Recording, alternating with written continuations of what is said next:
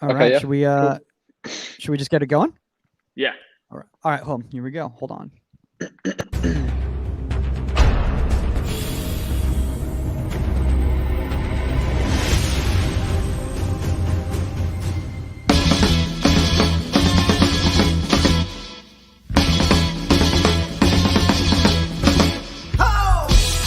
Welcome to Inside the 18. I'm Michael Magid, live from Hollywood, California. With me, you know him as a man who's drinking out of a squeezy bottle right now. The one and only Pro GK Academy, Las Vegas Lights goalkeeper coach, Omar Zeenni. And joining us today is the man on the other side of that El Tráfico rivalry. We've got LA Galaxy goalkeeper Jonathan Bond. Bondy, we're excited, man. First off, just to put a little bit of a context here, even though Omar does work for the Black and Gold, he was LA Galaxy through and through his entire career. Yes, I actually did know that from the podcast that I listened to before, so that's interesting. No, awkward for you. Some awkward situations to navigate your way through, I'd imagine.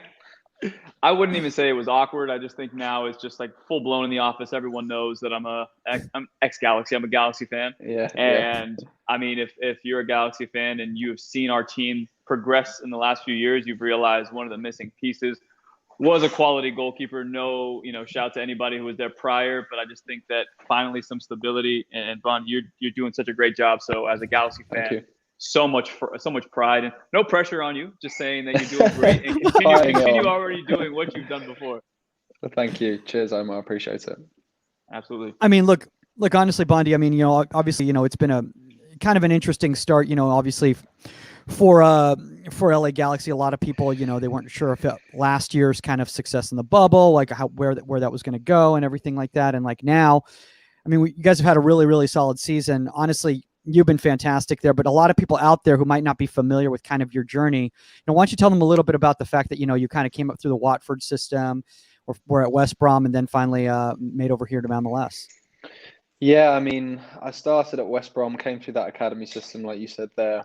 Kind of got my break into the first team when I was 17, 18, but we're big on the loan system in England. So I kind of did my groundwork by going to non-league. I did some non-league loans, which was really tough, 17-year-old going to play with full-grown men. And then a couple of loans in League Two and League One at Dagenham and Bury and places like that. And they're all really important for my development. And then eventually broke into the first team at Watford, moved on to Reading, which was probably one of the more difficult experiences in my career so far and something that I've learned a lot from. But yeah, it was a tough couple of years there. And then I moved on to West Brom. And West Brom, they're a Premier League standard club, really. And I moved there with a really top goalkeeping coach when I first went there. He moved on, and then I had another great goalkeeping coach in Gary Walsh after that. So I was well looked after there, trained a very high level, also played some games there. But it was about time then, after that, I needed a platform to play, and thankfully Galaxy gave me that. I mean, I think you just brought up such a really great point right there. And I think, one of the things that, that Kev said, when he came on the show and even off the air and everything like that, is that how humble you were about the experience, is that you didn't come in with any sort of ego, like, oh, I was at a Prem club, I'm better than this, bigger time than this. You came in and you were like, you know what? I need matches. I need games. I'm still growing as a goalkeeper, and I'm here to learn, and I'm always going to keep learning. Yeah, football knocks that out of you very quickly, especially when you're younger. If you have that kind of mindset going into some kind of loan, or whether you're the club you're at, and maybe you can get away with it as a striker, but as a goalkeeper, the football is a funny way of punishing you. So no, I was completely respectful of the league and the level. Coming over here, and it's exceeded my expectations pretty much in every way. I've had to be at the best that I can be to do well. Yeah, it's funny because when you bring that up right there, Omar, you've had this discussion. I don't know if you know this, Bondy, but Omar's got a sizable social media following, and they sometimes go after MLS on there, don't they? They do, yeah. But I think again, that's the just the nature of it, and people are always going to attack the MLS in general, but goalkeeping in the MLS, and sometimes there's goalkeepers who make mistakes, and it doesn't matter which league you're in. But I think with MLS, it has, for me at least, in terms of like the viewership, I can actually post more about the MLS, so I can break it down and stuff. So I expose a lot of the mistakes. Obviously, I post a lot of the great saves as well, but a lot of people completely mull over that and go straight to attacking it fits their narrative per se. Yeah. But again, I just think that the quality that you've brought to the league, I think it's starting to set a tone of what a goalkeeper can do to a club. And I feel like Galaxy has always kind of been there on the fringe the last few years, but finally getting that stability and then somebody who's making those quality saves. I mean, I think it was Efrain Alvarez scored in like the 97th minute or 95th minute not too long ago. I forget which team you guys played against. And then Vancouver. You had they hit Vancouver, yeah, like last second header, and you tipped it over the bar. I posted about it, and I was just like, these are the points that you win. And I think Sir Alex Ferguson in an interview talking about Peter Schmeichel, I think it was probably like 10 years ago, he was saying that on average, a season, a goalkeeper will win you 15 points. And as you can see in the top 4 or 5 in the MLS and anywhere in the world, those 15 points can mean a matter of you being in 5th place or 1st place. So again, I think whether you're from England or from Europe and you're coming to the States, you understand how crucial those points are. And like you said, there's relegation in other parts of the world. So you guys understand how crucial those points are. So I think you guys come with a little bit more, I guess, pressure built in your system growing up and how cutthroat it can be. So have you noticed that at all? Or I feel like, I mean, with Sebastian getting so many minutes now with the national team, I feel like he's also probably bringing that into the club as well.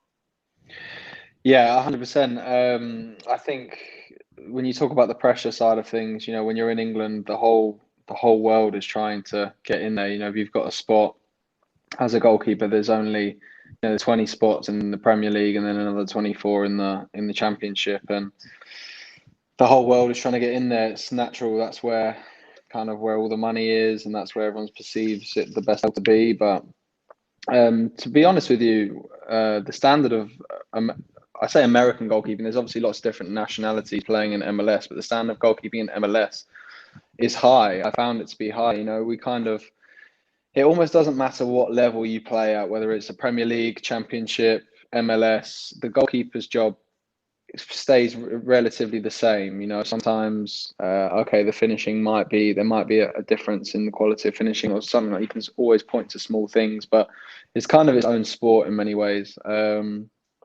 So, it doesn't matter whether you're playing in MLS, Premier League, League Two in England, or somewhere else. It's kind of your job doesn't really change that much, and the basics are always there. So, yeah, it's interesting. Do you think it's easier? That's interesting that you say that, Bondi, because do you think it's easier for a goalkeeper to transition from league to league than it is an outfield player? I mean, not necessarily. I found it difficult transitioning from Watford, where I'd grown up, and I mentioned I went on loans to other clubs, but I always had the safety net of knowing I'm going back to Watford at the end of the day. Whether it goes well or it doesn't, I'm going back to Watford. I'm contracted there. And I moved to Reading, which was probably about 45 minutes away. And I found that transition really difficult. I did it when I was 21, 22. So, if I tried to do that if I tried to move here, for example, when I was 21, 22, there's sides to goalkeeping and to being a professional soccer player that people don't understand. The social aspect of adapting very quickly to a new locker room and a new culture and playing in different climates as well. There are so many things that can affect you negatively in terms of your performance that maybe people don't consider, and that means that it's not easy to transition. But at the same time, if you can get things outside of the pitch right, then your job and you focus on the details and the basics within the game, then you can make things a lot easier for yourself. Yeah, I mean, I think that's really the key right there. Is like if you just focus on those specifics. Omar, I know you're really big at focusing on those specifics and kind of developing that culture. And I think really a lot of it is much more about the culture that you kind of develop. And kind of before we kind of transition to this topic, Omar, why don't you kind of talk a little bit about the fact of like the culture you try to develop in your professional environments? Yeah, and I mean, it's like it's my first real kind of immersement into that, not lifestyle, but into the day-to-day operations of being a pro coach and, being in the second team with LAFC being the parent club. It's like, our job is to develop the goalkeepers and get them ready with either games or in training sessions to, move up to the first team. So it's been difficult for me to sometimes get that synergy, that chemistry going. So for me, the conversations that I've had with the younger goalkeepers and the goalkeepers that are going up and down with the first team is just that, look, the head coach is going to have their objective and what they want from us. My job is to get you prepared for that. I don't want to add, in my opinion, for me, I don't want to add any unnecessary pressure. I don't want to make you overthink things, question your instincts. For me, it's, can we see this from an objective perspective and watch film together, watch training sessions, and have just an honest discussion. Like, what are you seeing and what am I seeing? Is it of the standard? Are you holding yourself to a high enough standard? Is it of the level? And for me, at least, having the goalkeepers articulate for themselves what they're seeing from themselves and justifying what their reasoning to do a certain technique or a certain decision is so much better for me and more effective. And I feel like we execute a lot more of the game plan, daily game plan, than me saying, hey, that was wrong, do it this way. Hey, that was wrong, do it this way. Hey, that was right, I taught you that. I think it's just leaving your, you know what I mean? It's like leaving the ego and just say, look, how can I best prepare you? However, you have to understand the professional level, there is a standard. So if you start dropping below that standard, you get a little too comfortable, we will have an honest conversation. But that's with Steve Sharundolo, the head coach, he's had massive experience. And we had a conversation recently. He said, Omar, sometimes I'm going to have to come down hard, because if I don't say something in training, then in the games, if it happens, they're going to be like, well, you allowed it in training, so why are you saying something now? So I don't mean to step on your feet, Omar, or obstruct anything that you guys have been working on, the big picture for these goalkeepers and their development. However, there are certain times where I need to step in. Yeah. But by the way, Bondi, feel free to step in any time. Speaking of stepping in, otherwise Omar will continue just to talk over. That's fine. No, I mean, I find it interesting, from the coaching perspective, to hear some of the things you say there, because I remember Neil Cutler, the goalkeeping coach who I moved to West Brom with. Quality. He really, really high quality, and he was a lot about, he wanted to coach you, but everything to come naturally, kind of subconsciously. So he would take me to one side and completely break down my technique, and the way I was doing things, my set position, the way I moved my feet, the way I was transitioning my weight, and we were going through just literally one-on-one for like 20 minutes. Then the team brought us over to go into like a small-sided game, and as I was going over, my brain was obviously firing, a little bit fried, because he's completely changing the way that I do some of the basic things that I've always done. And he said, right, well, what are you going to do when you go over there? And I was like, well, I'm going to keep my feet narrower, I'm going to have my hand position here. And he was like, no, you're going to forget all of that. He said, forget everything I've just told you and just go and play. Because he wanted, he knew that by the process of doing what we were doing in that 1v1 every day, those things will start to become automatic. And the last thing you need to ever do as a goalkeeper is to not be present and be just automatic. The minute you start becoming conscious and you start thinking about what you're doing when you're in goal is a dangerous time. That's when things start to go wrong, in my experience anyway. Yeah, I mean, I think you're just so spot on about that right there. Bondi, because like the thing is that first off, I mean, shout out to Neil Cutler. I mean, Cuts is he's next level. I mean, I've watched a lot of his sessions. I'm sure Omar has watched quite a few of his sessions. Well, so yeah, I mean, everything he used to post from there. I mean, I think Neil Etheridge was still there, so you saw some of his. It's Neil Etheridge, right? I sometimes I get the that's first right. name. Yeah. Okay, so he was in those videos, and you see what he did with them. So yeah, he's definitely one of those guys that I've personally followed, just because it was the first person that I said, holy crap, like this guy knows what he's doing. He's not just posting stuff to post it. And you can see the actual progression with these goalkeepers that he's working with. And I love this stuff. Yeah. So let's kind of just transition to this topic right now. Speaking of thinking, because when we're talking about, adjusting distances and stuff like that, despite the fact, Bondi, that you said that it's more of a subconscious thing, there's so much going on. It looks like the wheels are turning, but at the same time, you've been through these experiences so many times. For maybe some of the younger players out there who are listening, or maybe some parents, what do we mean by adjusting distances? Well, it depends. What are you talking about, like on through balls, or when someone's about to shoot from distance? What scenario? Yeah, so the scenarios I'm basically talking about right here, and then we're going to show multiple scenarios in regards to different ways, but it's about understanding when you should retreat and when you should approach, and also how to be able to adjust within the movements as well too. You know, a lot of young goalkeepers, they either think go forward or go back. They don't recognize that there's a gray area, and you're moving based on the tendencies of the player, based on the triggers that you're seeing, all those types of things. Yeah, I mean, if you take an example then that a player is 30 yards out and he's running at the back line, then there might be runners ahead of him, and you have to be on the front foot and kind of as a high line, kind of anticipating the through ball. And then you kind of have to weigh that against, you know, at what point do I just set and get ready for a shot, because maybe he's not thinking about the pass, he's thinking about the shot. But I mean, the key is within what you're doing, whatever decision you're making, whatever position you're taking up, you always have to make sure that your body weight is forward and that you're set and you're in contact with the ground.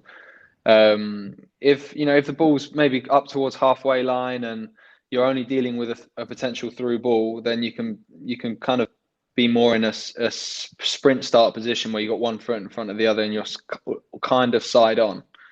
So then you've got a quicker transition to push off and sprint forward, but then you can obviously, if you're not going to go and try and cut out the through ball, you can start backpedaling quicker. But it's a difficult one to answer because it changes on what the scenario is, you know.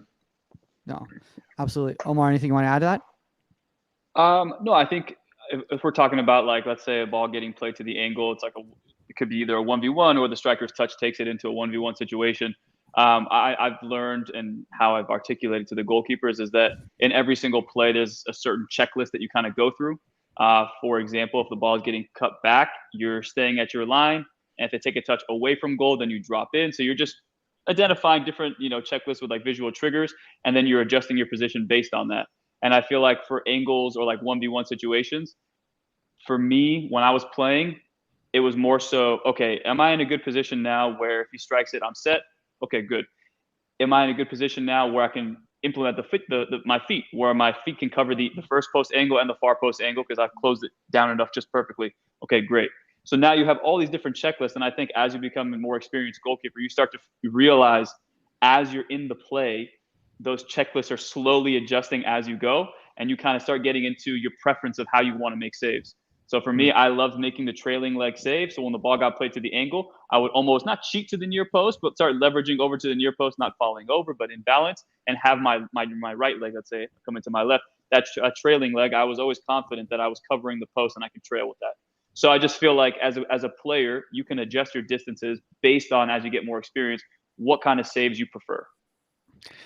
Yeah, I think in terms of how high you are, it also depends on what style of goalkeeper you are. You know, if you rely more on your agility and your spring, then you might want to play deeper in your goal. But if you want to make it more reactionary and close the angle a lot more and kind of react or block, then you have to be higher and get closer to the player. And it's those decisions are really down to the goalkeeper and what they feel more comfortable with.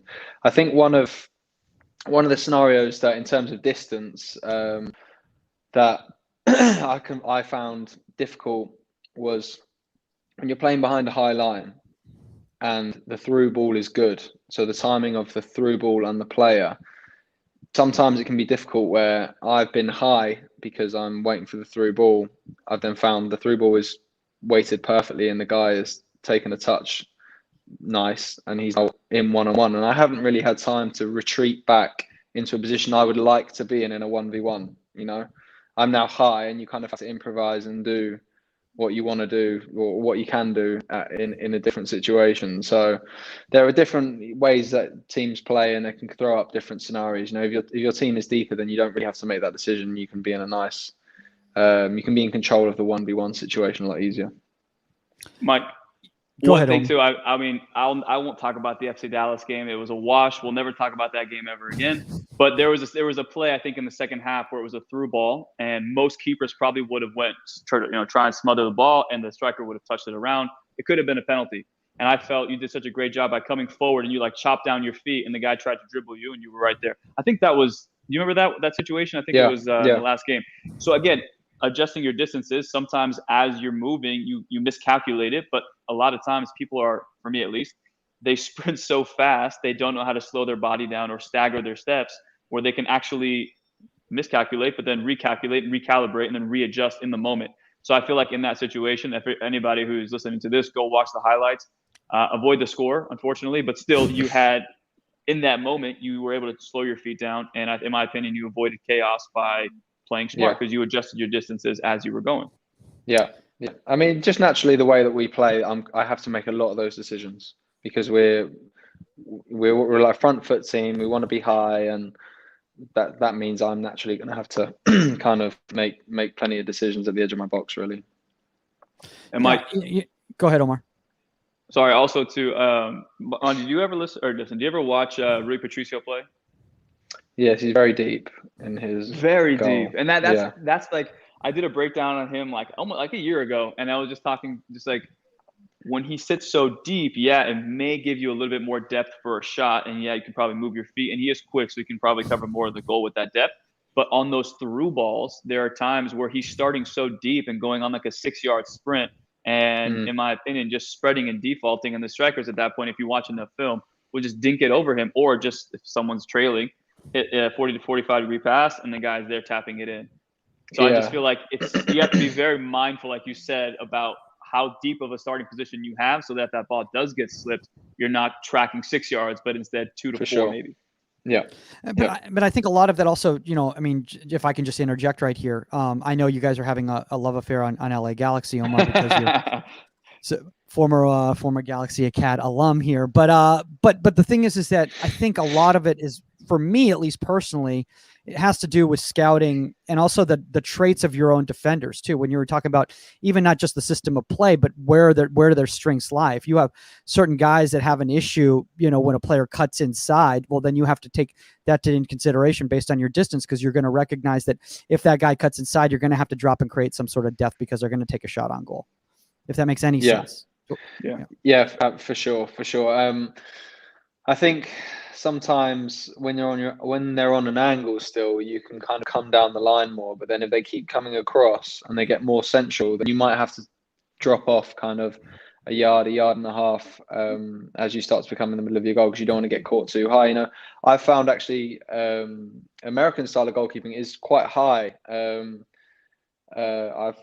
I mean, that's my first impression, at least when I moved here, was they like to be kind of on the 6-yard line and making real strong reaction saves. And I've kind of experimented as I've got older. I've had some deeper positions, some higher positions, and I've kind of settled somewhere in the middle, really. But I look at some goalkeepers and they're super high and they make great saves. So there's not kind of a wrong or a right way of doing it. I love the fact that you just brought that up, because I mean, I always, when I talk to, and parents have such issues with this, Bondi, when they talk, because they're looking at it from a very, my kid goes to school, he learns 1 + 1 = 2. Why are you telling me everything's subjective? That's not what I want an actual formula. And there's not, because every scenario is going to be different. Right. And you're going to have to kind of, a lot of times, I mean, you've made some saves that are very instinctual, and they might be considered unorthodox, but in the moment it made sense because they were effective. Yeah, I mean, if you take like blocking, for example, I wouldn't say that's one of my biggest strengths. When I go into like the blocking position, I just personally feel very kind of passive. Like I feel like I'm just hoping that the ball hits me, kind of thing. And I end up kind of having more success. And this is literally just me personally, because I watch other goalkeepers do it brilliantly. But just literally just kind of sliding, throwing myself out in like a bit of an unorthodox shape. I kind of always seem to get something on it. But then I look at other goalkeepers and there's a real technique and there's an art to it, and they come down the line and they block and it looks great. And it's just, I guess, you kind of, as you get older, you learn what works for you and what doesn't. And there are things that we can all improve on, and that is something that Kevin Hartman, we do quite a bit of blocking, and I'm getting used to it. But yeah, it's just personal. It's whatever you feel comfortable with. Dude, the fact that you just said that you're not comfortable blocking makes me think like I must be the worst blocker in the world if you don't feel comfortable blocking. You've made some legit blocking saves. Yeah, but there's blocking where you're okay. Blocking is a bit of a generalized term, but there's like a technique to actually coming out and then standing there, and then like the ball hits you, or there's something where you just kind of slide out and make yourself big. That's they're slightly different. Yeah. Well, that's why Omar's doing all that yoga so he can do those demos of blocking Nice. for all those Vegas lights. Right, Omar? Yeah, I honestly, like, even with the first team, they're, Zach, who's there, his thing is go to the ball and smother. Like he and I, it's like go to the ball, make sure if you can get your hands to it, go to it. He's against the blocking as well. But I think, again, for me, it's I've had coaches who are like, you can never do this, you can never do this.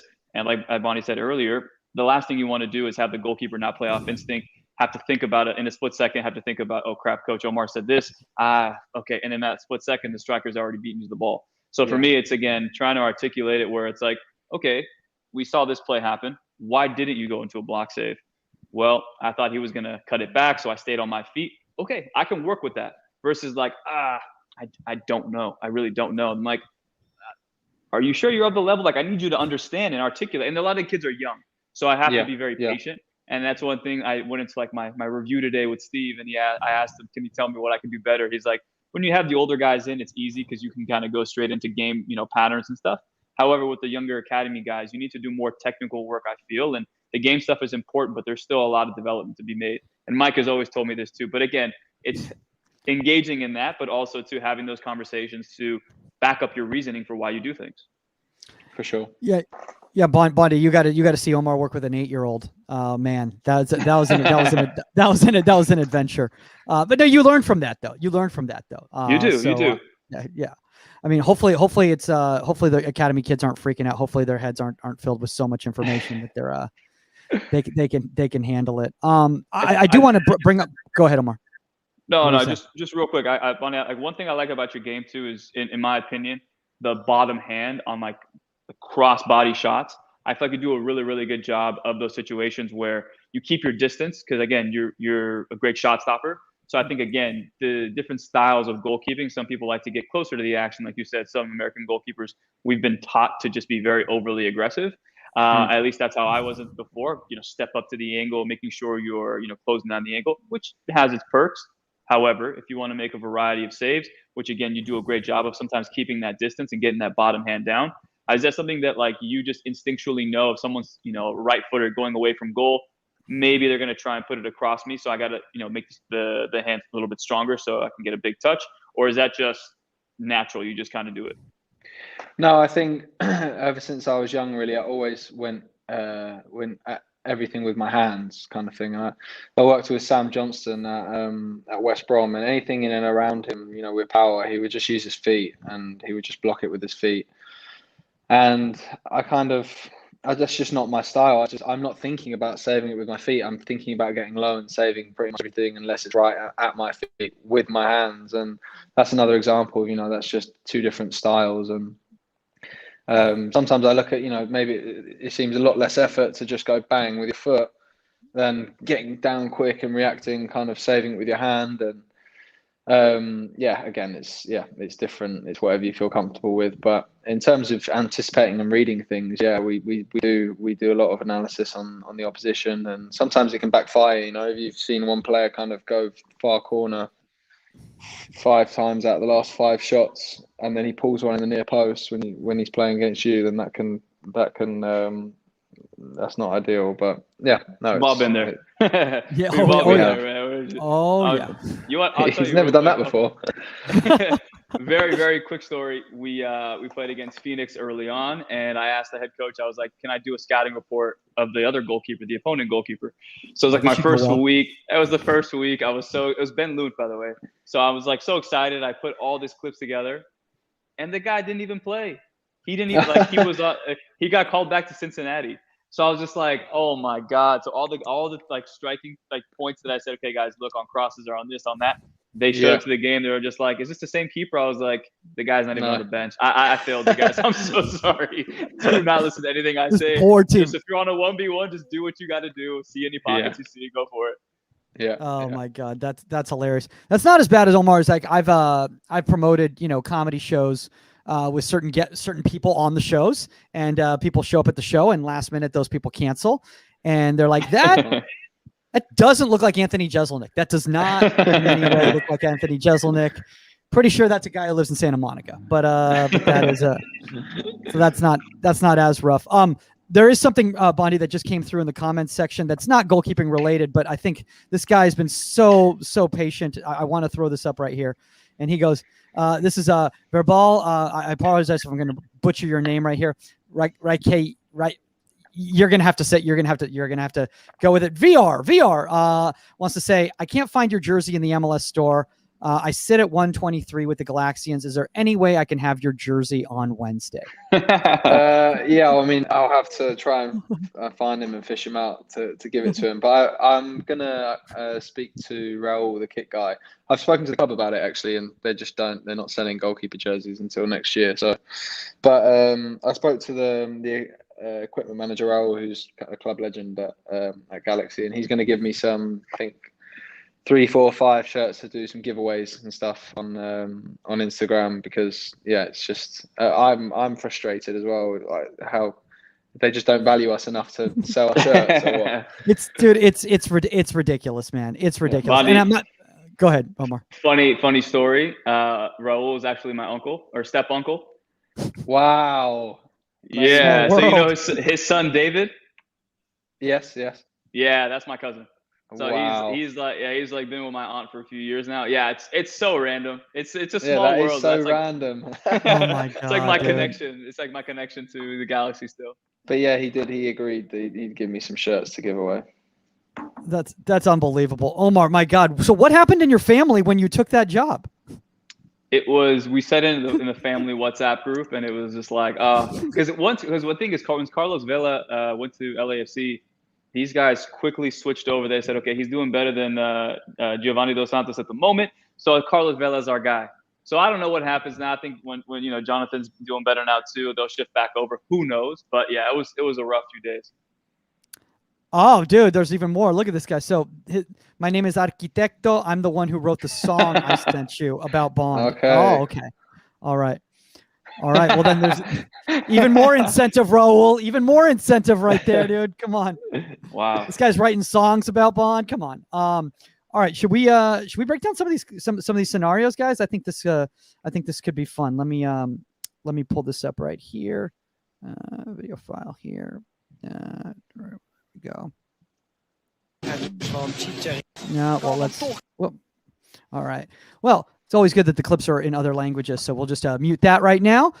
So this first one that we're going to start with right here, guys. This is in the first minute. It's Galaxy Portland. Through ball from Marvin Loria to Abobasi at midfield, splits 2 defenders. I mean, you take a great starting position. God, I have to mute that. Can't quite see it. You take a great starting position. Can you see it? Can anyone see it? Yeah. Sorry, as in like I can't see my starting position when the ball's being played. Gotcha. I think okay. What happened was there you are. I was higher than that, and then I dropped because I didn't think it was, and then I thought, oh, maybe I've got a chance of getting there.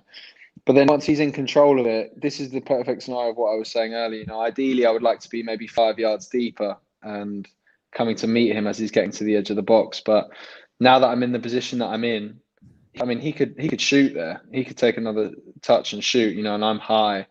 So it's just about doing the best that I know with the position that I found myself in. And if you go back to the start clip, how high the team is. We actually watched this morning.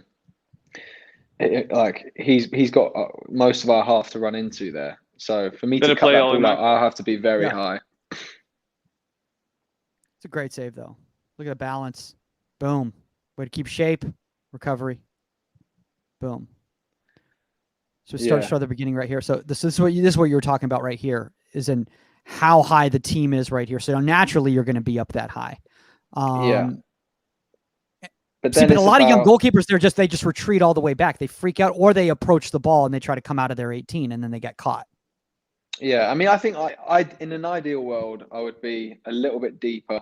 But I think, look, it's a bad touch there that he takes, and I make a couple of different decisions, and then eventually just decide, right, I'm going to come down the line and kind of close this to not give him as much time. I think that's solid, but I think the really good thing that you're talking about is the forward shape right here, because again, even though you said he took that awkward touch, and so you kind of make an adjustment right there, is that you're not sliding out on him. You're nice and forward. You're nice and balanced. You're up. again, I call this a block still, in my opinion. I know it's not a spread or a K or anything like that, but it's just getting your body there and just keeping your body, in front of the ball. Yeah, I mean, in the end, you say like, okay, it's a good save. I save it. But I've seen Omar. I'm sure you've seen Edison several times. You know how high City are, and he'll find himself high when players are in these positions, and they'll kind of just. It doesn't have to be a great shot, and it will just maybe go through his legs or whatever, and he's maybe 16, 17 yards out. And you're like, why aren't you deeper? But it's difficult to be deeper because the team is high. So you all start high, and then the only way to correct it is to run back 15 yards when the guy is running through clean at you, which is a very unnatural thing to do. So it's just about when is that trigger moment where you can really go and close him down, and then trying to do the best that you can do, really. And that's why I think. Go ahead, Omar. No, I think, again, to Bonnie's point, I think Ederson was critiqued. I think it was 2019 or like 2020, the Champions League versus Lyon. I think 2 times he got caught high, and I think the second goal was he was so high they chipped it over his head, and the defenders had no chance of getting back. At least here, and this reminds me, Bonnie, have you ever watched the night like 1996, like MLS? That's how PKs were settled. You'd have I'm sure Kevin Hartman could tell you about it. It's just like literally like this. The guy gets played in through. Yeah, you guy gets played in through, and he has like 3 seconds to finish. But now with pressure, I think you do a great job again here of recovering and letting your defenders recover and having a different starting point. And then from there, now you give yourself more time, and the striker has to come up with a solution with pressure. Yeah. Omar, I won a youth tournament that way. They did the MLS style shootout. And I came up with 3 big time plays. Everyone from that game has already forgotten about it. It's still fresh in Mike's mind. Exactly. Still one of the great crowning achievements of my life. Like, I'm never going to forget being 14 years old and doing that. Totally worth it. Mike, can I share Omar. One file as well? Sure. All right. Let me just remove this. Okay. Hold on. Let me mute this. Okay, real quick. This is against RSL. Again, this is one of those like checklist situations where it looks like it gets slipped into the wide angle. The guy takes a big touch, and then again, Bondi, you're there for the angle shot. He takes a touch, and then you come and close out. Yeah. Again, that's one of those things where initially you want to stay back. However, with a new picture on the touch, something different. Yeah, and that's the trigger really. As soon as he takes that bad touch, here he's taking him wide, and then it's just. Maybe stay up a little bit longer so he can't lift it. But I was so close to the ball that he was gonna find it difficult to get it over me. Were you trying to smother there, or were you just trying to get body down? Sort of smother. Okay. Yeah. Okay. But I knew I was so close to the ball that he'd have to really, it would have to be a hell of a finish to get that up and over. But yeah, it's just that trigger. As soon as he takes that touch, then you can go. For sure. Exactly. Yeah, I want to. That's what we talk about too. Just adjusting distances, and I think, in my opinion, it's like crossing. Right? You have to make a lot of mistakes figuring out your range. How far can I come out?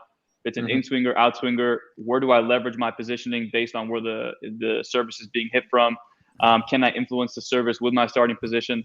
There's so many different things that adjusting your starting position or your movement based off what you're seeing can really be beneficial. And I think to any young goalkeeper going out there, and especially for coaches, is like allow the goalkeeper to find their range, keep making mistakes. And I'm sure in that situation, but I don't know, I'm not going to speak for you, but I'm sure there's been situations where you've probably come out too much. The guy dinks it over, you score, or you came out too early and the striker, all he had to do was put it between your legs or dink it over you because you gave him, an easy default chip over your head. Yeah. I mean, a lot of it is, you can get too, I think if you're in a big game or if you're an emotional goalkeeper and then you're too aroused by the occasion, like a lot of the time your reaction is to just go and you just fly out and then the guy just slips it past you or like clips it over you. So it's about staying calm in the moment and staying balanced and just making the natural decisions that you would make in training. I've been there before where if I'm playing in some games in England where you almost sometimes by coming down the line of the ball, you take the pressure off of yourself. So if there's a guy coming on the angle, that if you just fly out, it can hit you, but then if it, if it doesn't hit you, then it just looks like, oh, it's a good finish. Whereas if you hold your position, you stay on the angle and you back yourself to save it, then you're backing yourself. And when you fly out, it does take the pressure off a little bit. Yeah, I know what you mean. It's like you're leaving it to chance. And I mean, even again, sorry, Mike, I know you want to get to these clips, but even today, even today in training, we had a young academy guy. The ball gets slipped through. He comes out, does a good spread, but completely turns his head away from the play, and he kind of like his shoulder goes with him because his head is obviously directing it, so his shoulder goes. And I'm like, look, you're leaving it to chance by going out there. Just finish the job. I'd rather you get hit in below the belt. I'd rather you get hit in the chest, in the face. You make a save. It hurts for 5 minutes. You're good to go.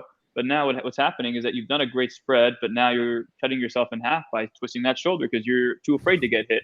So like you said, it's like back yourself, knowing that you've done all the proper things. You've covered all the proper pockets. And then from there, just stay big. That's all you got to do. That's all you got to do. Sometimes it comes down to discipline and bravery. Those two things. And sometimes it's the easiest things, but most people neglect it. But Omar, I would have to say this, and Bondi, I don't know how you feel about this. I feel that compact shape, that open compact shape, is something that is kind of being lost by a lot of young goalkeepers. Is that they're defaulting to a turning shape rather than staying inside the play. And I don't know if that's just because that's what's being taught now, the bravery issue, or what. I don't know if that's something that you've recognized as well too. Yeah, I mean, I don't think you should ever be turning away. You should just be facing the shot, and I think that would be the wrong thing if that's being taught anywhere. Really, you should be coming down the line of the ball the best you can, as if your life depends on it, and keeping your body weight forward and attacking the ball, and that's it really. Like Omar said, it can hurt for 2 minutes, and then after that, you feel great that you made a great save. Yeah. Go ahead, Omar.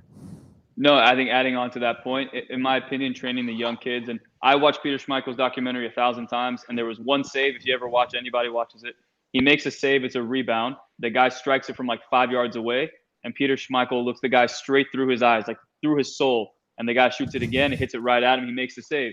And I think if that's the foundational piece to a goalkeeper is bravery, and like you said, backing yourself, staying on your feet, keeping that proper balance, and then making the save versus giving these young kids the default answer to an equation or formula to come out and do this block save. You cover the pocket to do this.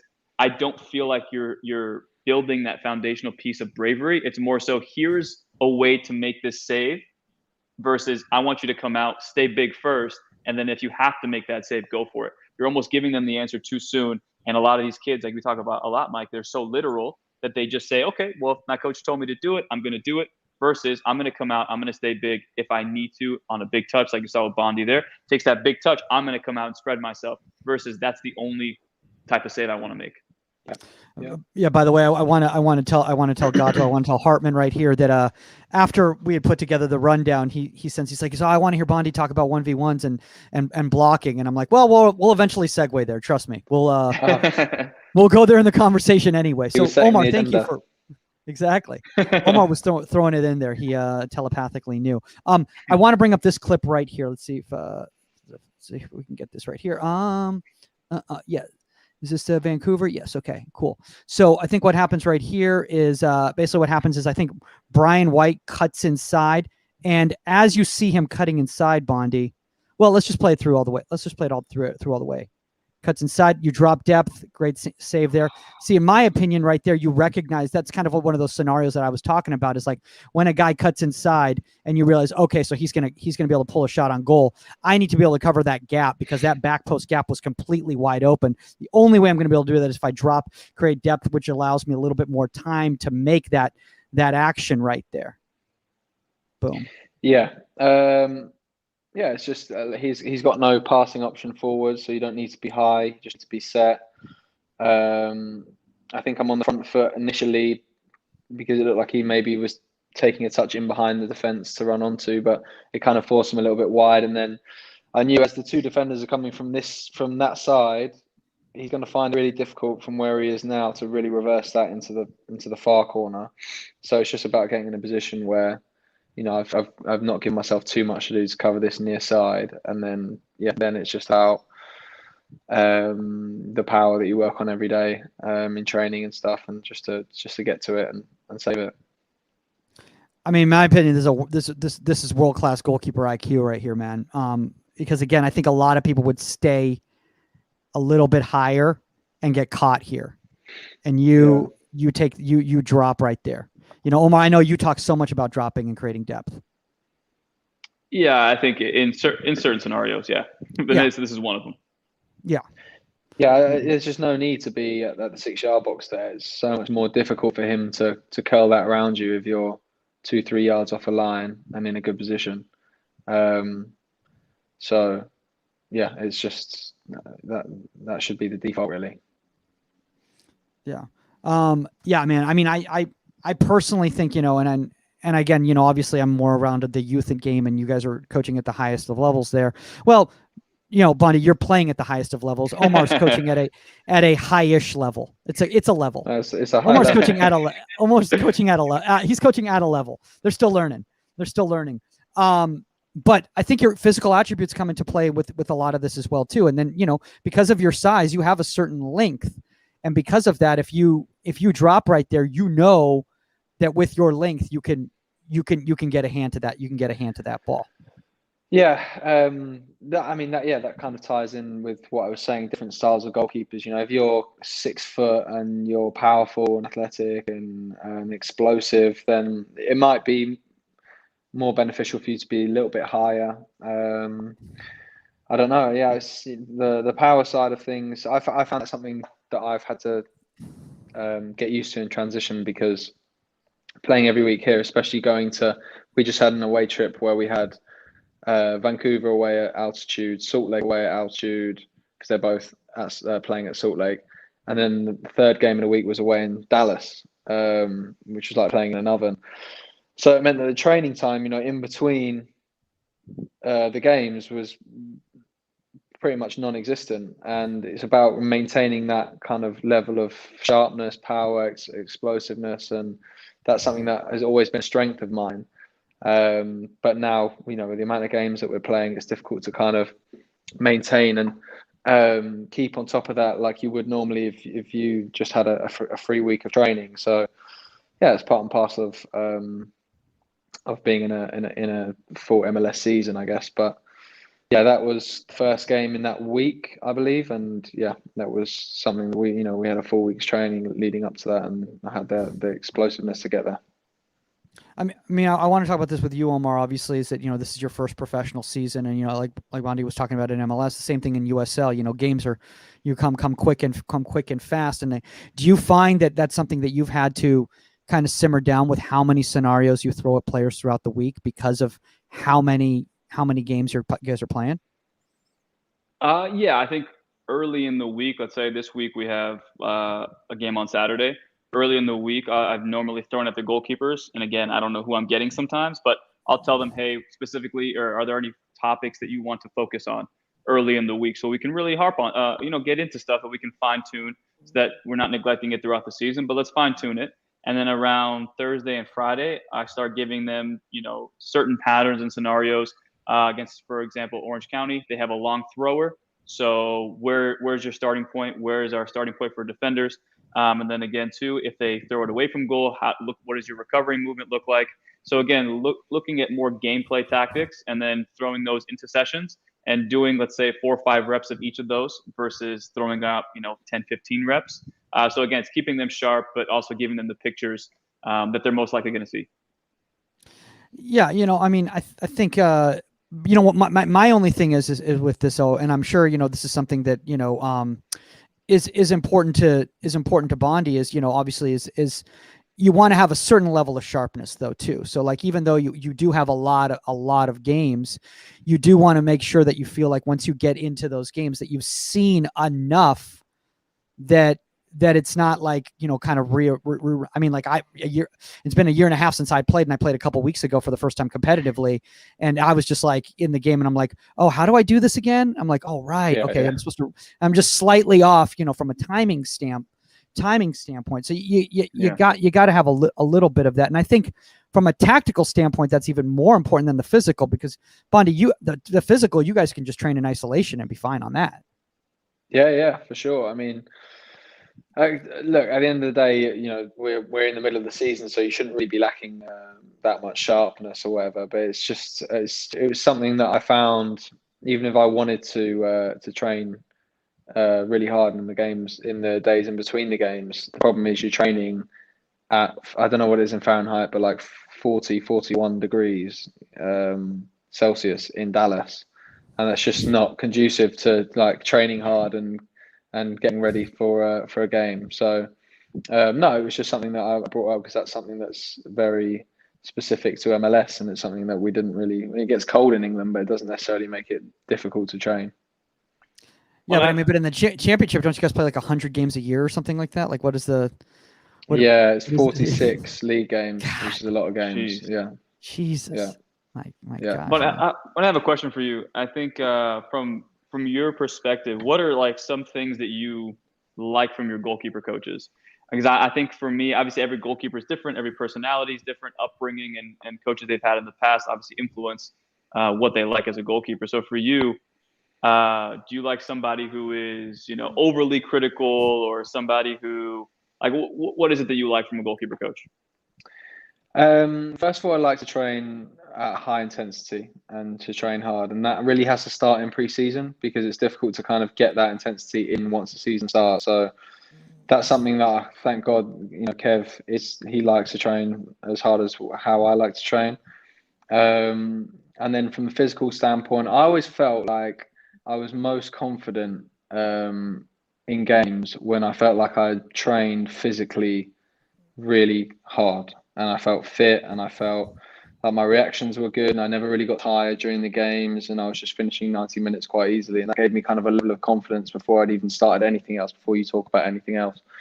Yeah, from a critiquing standpoint, I just want nothing too reactive. So, you know, if a goal goes in, it doesn't necessarily always mean you've done something wrong. Or sometimes if you make a save, that doesn't necessarily mean that you made all the right decisions. And it's just having that kind of the awareness to kind of see through some of the situations that have happened and kind of understand maybe why they've happened, why a goalkeeper has made a certain decision.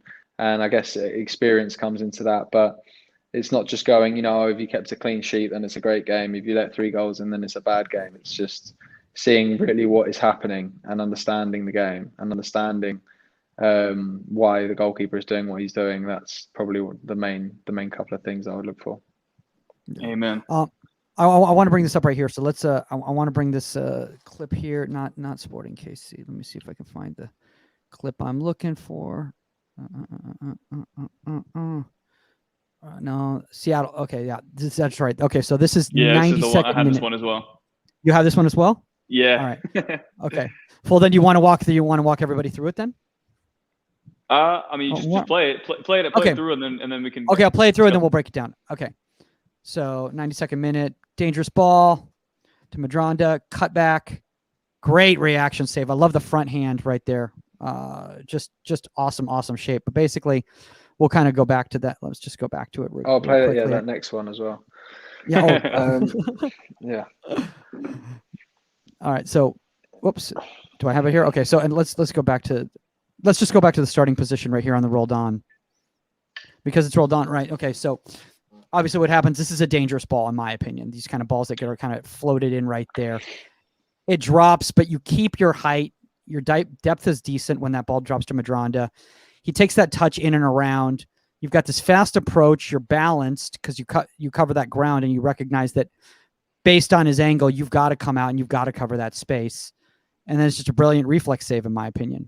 Boom, right there with that hand. There, you're talking about the hand, dude. That's what the hands are all about. Yeah. No, yeah, just about being set at each moment. So, like, when the ball comes over, he could easily hit that on the volley first time. They're winning 2-1. It's 93rd minute. I actually think he hit a volley kind of 10 minutes before that in that game. And he looks like he's shaping up to hit that with his left, brings it down, then kind of looks like he's going to hit it again. And it's just about being set kind of as he's about to, every possibility of him being allowed to shoot. Once he comes inside, then he loses time. He's clearly a left-footed player. So now he doesn't want to hit it with his right. He's lost time now, so I can now advance as long as that's making it easier for me. And then I think he ran around it, didn't he? Did he run around it with his left? Yeah, he did. And then he ran around it with his left. Because I've come down the line, like wherever he hits it, then it's going to kind of be. It's now a reaction. It's going to be in my vicinity. It's not like he can kind of curl it around me or whatever. No, it's going to be right in your bubble, right there. Yeah, basically, yeah. So then it's just I was lucky enough just to get enough of a hand and like a reaction on it, put it around. Omar, do you want to add to it?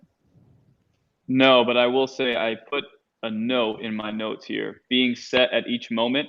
I know it sounds simple, but sometimes you find ways to articulate points like on the fly in training, and that's one that I will for sure use.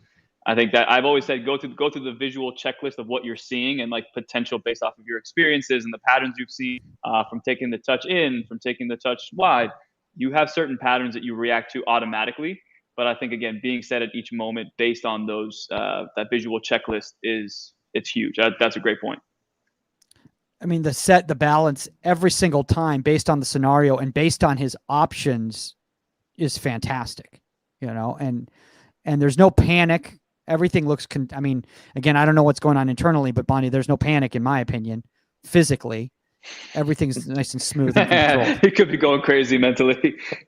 I mean, look, if you're playing in I mean, that was, obviously a big match and everything like that. But yeah, let's just say you were cool, calm, and collective. How about that? Yeah. No, thank you. Yeah, it's just, it was what it was. It was a good save and it felt good, but we lost the game in the end. So yeah, didn't help massively. But I was going to bring up the results. I was just bringing. This is all about you, man. This is about you and educating people on your brilliance. So, go ahead, Omar. Thank you. No, so that's the wild part too. In that game, all three Roldan brothers were there. I remember hearing that on the broadcast. Oh as yeah, well. yeah. Caesar was he was in Vegas to watch his brother win the Gold Cup yesterday. Was it yesterday? Oh, yeah, yesterday. Yeah. So he was saying it was amazing. Yeah. Oh my God! Sorry, Mike. One last thing again. I'm sorry. Yeah. As you can see, my mind goes in crazy sputters here. But I think again, like you said about side of like, if I make a mistake, don't just don't be so reactive. And I think again, for example, in that situation, you make every save you've made in 1v1 situations. Again, I can tell you're very, very patient, and again, you're very disciplined in getting set at each moment. And you could see there as well, the visual triggers, it allowed you said, okay, he's left-footed, he has to shape it around. I have enough time to come out, but I don't want to be too greedy. So I hold my position and I make a save. But for example, if that situation did occur and you conceded, and again, as a coach, it's like, I've learned, don't react in the moment to that goal being made or that goal being scored. However, look at the patterns and how successful this goalkeeper has been using this type of foundational setup of getting themselves into positions. And I think for me, not saying something in the spot and then using the video footage to back up my claims in the future, I think that is huge. And I feel like, again, I completely agree with you, because there's times even when I'm critiquing myself where you talk about that kind of like that patience and the calmness, and then he might cut inside and hit it just a little bit too hard for me to react, and I'll think, like, what am I doing? Like, why don't you just go fly out at him and just kind of make a block? But I have to kind of tell myself, like, no, that's kind of my style, and that's what's worked for me. And there've been other scenarios where, I'll make more saves doing what I tried to do then, even though it ended in a goal, than if I just flew out there and started leaving things to chance. So it's just about kind of, like you say, recognizing patterns, really. And I'm so sorry, Mike. I keep cutting you off, dude. I don't care. I just got to say before I forget it, I have a very short-term memory here. But I mean, again, look, dude, you got the equipment manager connection. You played for the Galaxy, man. I mean, come on, you can go as long as you want, But I think that's a coaching point that I make in with the academy guys too. Is like, I'd rather have you establish some pieces in your philosophy of how you get things done as a goalkeeper and still concede in training than, like you said, kind of like leave it to chance, come out, turn your head, and you don't really have any solutions. It's kind of just going out there every game. And I think to settle those nerves prior to a game, you have to have the confidence that any situation, because I have these foundational pieces and pillars set in place and these principles set in place, I will be able to at least give myself a chance to make a save versus I made a save in training. I don't know how I made it. I hope I make that save in the game. You're leaving it up to chance. And I think establishing those principles early, I think goalkeeper coaches, again, you kind of have to go through the growing pain sometimes as I'm learning, but you have to allow those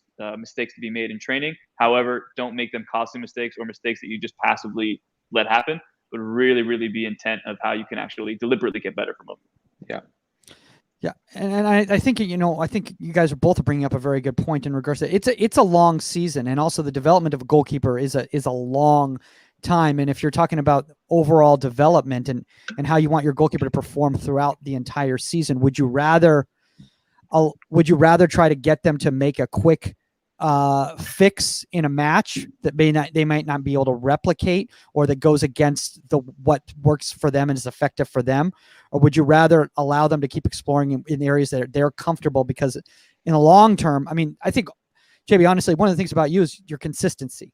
You've been consistent, and I think that's more important than having 3 or 4 fantastic matches in a season. Yeah, oh no, I agree with you.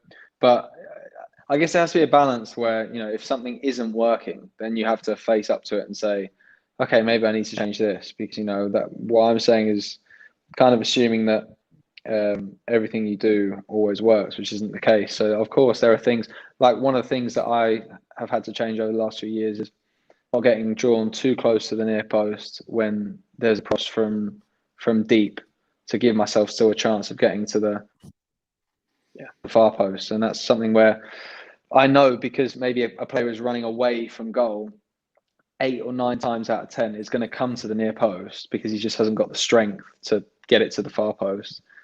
But then that 1 or 2 times, you just can't get there. So why not take half step or a step more central, and then you can still get to the near post one, and do the far post one. So that's just an example. Like, some things, of course, you have to review and change, and that's why you have a goalkeeping coach to kind of work and discuss that with.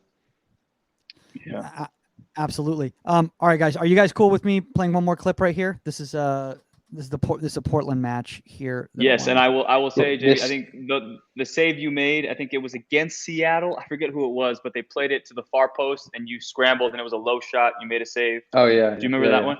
I think again, in those situations, that was one of the situations that maybe you adjusted your positioning based on the cross, and it gave you, I mean, obviously less ground to cover coming across the goal to make a save. Yeah. That was But I think this Portland one, forget that it's me in goal or whatever, but just I think it's the next one you're going to show. Yeah. So let's see if I can. Yep. Yeah. Okay. So compare this to the other Portland one, the first one we watched, where the guy got played through and I kind of stayed high. I think I would have preferred to do this. I'll go and play it first, and then I'll talk. Okay, so I'll play. This is a ball over the top from Valeri to Abobasi. I love this positioning because he's got nowhere to go. He's got nowhere to go, and this, in my opinion, this is goalkeeper IQ right here. I mean, it's just, you recognize that rather than approaching the 1v1, you recognize you need to adjust your angle, cover that space, you drop. You cut off all 3 points, in my opinion. So he's got nowhere to go, and because of that, he shoots it right to your bubble. So I think the difference. Yeah. Sorry, Mike. That's okay. The difference here is obviously he's just that little bit wider, and he's still he's not in control of the ball. He's still chasing it a little bit. And I knew if I've just got to jump back in and then come again. And I kind of feel like maybe I should have done that on the. Luckily, I saved it. The one in the home match against Portland. But this one, I think I made the right decision to just drop because he's still not in control of it. He's not going to shoot yet, and it's more difficult for him. On that angle, I would still kind of back myself to try and save it. By the time he's thinking he's at an angle. See, that's the thing. And that's the thing. I think you recognize, and I want a lot of young goalkeepers to see this, is that you were seeing as all of this was happening right here, you were seeing how heavy the touch was, but the fact that you still weren't going to be able to get there in time. He was still going to be able to make contact with the ball before you. So you're better off to just keep shifting, because once you get to that angle, you're never going to come out. You're never going to come out forward because you're just exposing the entire goal for him anyway. Yeah. I mean that, but also, I mean, I could come out and close him down and make a block save. So there's like both can work for sure. Yeah. Both can work, but you're leaving less up to chance, I think, I feel, my opinion is by dropping when he's at an angle like that and just backing yourself to save it. Because if I rush out at him now, he can lift it over you, or he can go around you, he can just slot it past you if you don't react quick enough. So yeah, I just wanted to talk about this one because it was very similar scenarios in both Portland games where they just played a straight ball over the top. And I kind of wish, I think first minute, because it was first minute in the game, I was thinking, should I come? Should I not? And then in the end, I made a save right at the edge. But I think if I had it again, I'd probably do something like this. I think one of this things, though, is it takes a lot of discipline. And I think a lot of young goalkeepers are concerned. First off, they don't have a lot of spatial awareness in regards to where the goal is when they get so high up the field. And that's something that's a whole other topic for another episode for another hour and a half. But is that just so many coaches on the outside at the youth level are basically telegraphing goalkeepers into what to do in this scenario. And they want them to approach being last man, all of that sort of thing, rather than really recognizing the angles. And also, again, I would feel more comfortable doing this than approaching. But that's just me. So you're saying they're coaching to go close it down? Yes. At most they're going to coach close it down. Yeah, they're coaching to close it down. So if you're a youth coach right here, boom. Because again, I see where that ball falls. It's such a tricky situation. Where that ball falls, there's no way you can approach it now. So when do you approach it? Now? It's still bouncing. He hasn't quite got it under control. While the ball's in the air like that and it's still bouncing, it gives me time to go get back, I think. I don't know. It's difficult because we have a goalkeeper at Galaxy, Justin Vom Steeg, and he's very good. He's very aggressive. He just flies out. He makes a lot of block saves, and he closes the angle really well. And we're just different styles like that, but it works for him. That works for him, and hopefully most of the time that will work for me. I mean, and it really is about what you feel comfortable with and what you go. And next time a coach tells me to come out like that, which happens a lot of times because I'm small and they assume that if I stay back that I'm gonna lose and I'm faster, so I should just go down and smother the ball. I'm gonna say, hey, did you see what Jonathan Bond did against Portland for the LA Galaxy? I'm gonna do that instead. So at Maccabi tryouts this weekend, that's what I'm gonna be doing. There's a good one that Matt Turner did in the MLS. I can't remember who it was against. It might have been Dallas actually, where the guy was running in at angle and Matt stayed. He didn't go and close him down. He actually stayed in his goal, and the guy kind of didn't know fully what to do, and he ended up shooting straight at him. And it was a good save, but yeah, it's you don't always have to rush out and just close them down, because I feel it does leave a little bit more up to chance. Obviously, there's always a time to do that as well. Yeah. Omar, anything you want to add before we start wrapping up here? No. Again, I mean, as Jonathan said there, I think whatever your instinct is, I think you go with it, because you need to understand that in those split-second moments, a half second for deliberation or struggling to figure out what you're going to do, it just puts you in a really disadvantageous position. But again, too, a lot of this stuff and these decisions and the range of what balls you come for and all that stuff, I think you try out in training and you fine-tune during training. So from a coach's perspective, try to create as many scenarios that we can fine-tune and you messed up already in training, and then offer the goalkeeper that safe space to grow and ask questions and have them articulate, why did I choose to do that? Why did I choose to stay? And I think, again, that's where the most growth happens, is exposing them to these situations. They fail in training, and then we discuss it. And then from there, come game day, different factors, different things. But by then, you've already fine-tuned certain instinctual decisions, and hopefully it comes a second nature. And you can, again, you already retreated to your goal. You knew that's offering that space to let him bring the ball down. It did all that stuff so you can put yourself in the best chance to make a save based on your attributes and based on things that you obviously are great at. Yeah, I think the coach. That's why it's so important, the coaching at the age groups that you're dealing with, because that's where they're learning those instinctual decisions, and then by the time you're kind of like a professional, 22, 23, or whatever, then you start making them without thinking. Absolutely, yeah, it's where they're formulating it. Is that it? They're doing it without thinking now, Omar, with your Vegas lights. Not putting you on the spot or anything like that. No. I think, but like the thing now is the goalkeeper that I'm working with, and obviously we're fine tuning it, but like we know that he's a great shot stopper, and I always tell him too. I'm like, dude, what you're doing instinctually is quality. Just keep doing what comes to you naturally. And now we're having a bigger picture now of like, okay, look, we're in close games. Now we really want to focus on game management. When do we play short? When do we go long? If we're tied 1-1 away from home, trying to get a point, are you still playing the concepts of what the team wants to play the ball short? Are you going big? If you go big, are you finding the right channels? There's so many like IQ things that you can really do to manage a game and manage a result. And I think, for example, that's one thing you can't really train during training. It's just those game repetitions. But for me, I've had to be patient with these results that aren't going our way, but not just throwing the book away, but more so like, hey, what were you thinking in this situation? And now the next time he's presented with that situation, he says, we've already discussed this. I know what to do. So it's bigger picture and not just the technical stuff and tactical stuff, but it's like decision making. Are you putting our team in the best position to win? If you are, fantastic. Let's do it. And if not, let's discuss why. Yeah, Bondi, but as we start wrapping up right here, and first off, thanks for taking all the time, man. I mean, I know you're in the middle of the season right now, and obviously a lot going on and stuff. But this, I think, has been really informative for a lot of young goalkeepers and young goalkeeper coaches who've been watching you, kind of, in MLS this past season and had a lot of these questions. Is for a lot of young goalkeepers out there who are having difficulty reading distance, do you have any specific advice that you would give them? I mean, a lot of it starts with your starting position. So give yourself a chance to make a decision, or at least make the right decision. Don't be too deep.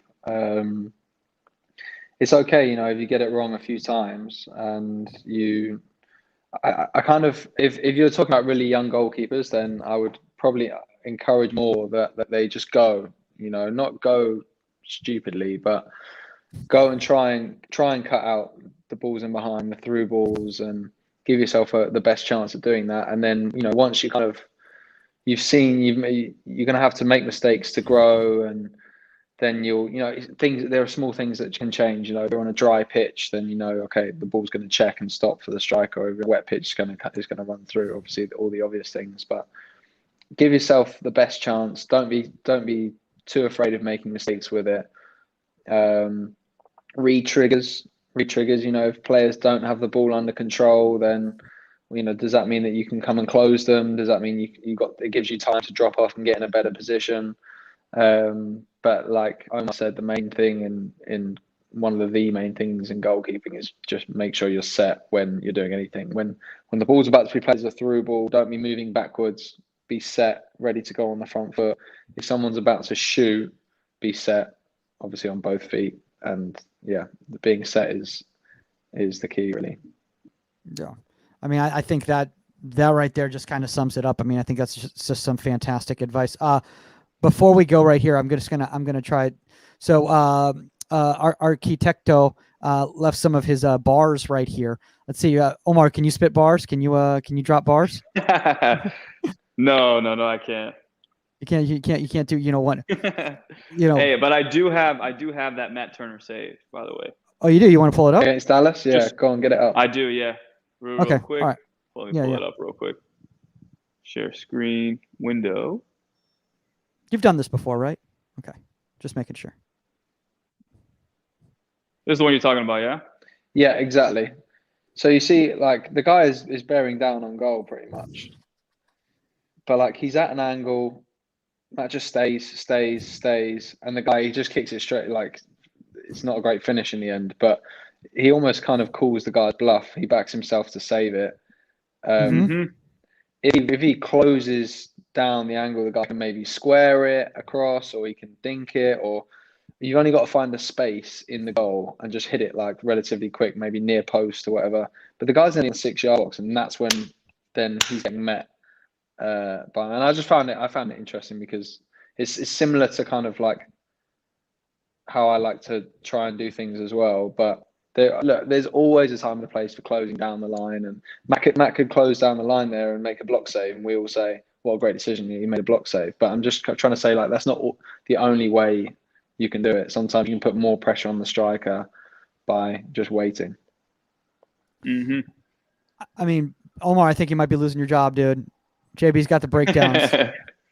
No, I mean, everything you're saying is like, I mean, you call the bluff. I think, again, to articulate points as quickly as possible that make a huge impact. I think, again, calling the bluff of the striker, sometimes they don't know what they're doing most of the times. And I'm sure a lot of strikers could tell you, unless you're like Messi, Ronaldo, top guys who, are in those situations countless of times. But if you get those guys in scenarios, they panic and they overthink just as much as we do.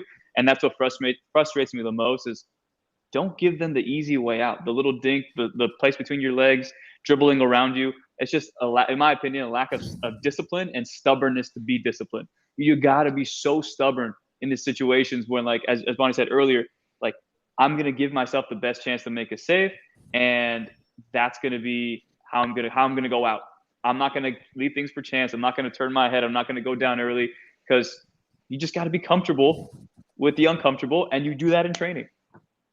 Yeah. Anyways. Sorry, I that's was my just TED thinking talk for the day. I was just thinking right here, because I was just looking at this, like 121, sit behind the goalie bond, Sunday night soccer, call me when the game is on. That is why I'm not a rapper. No one should ever.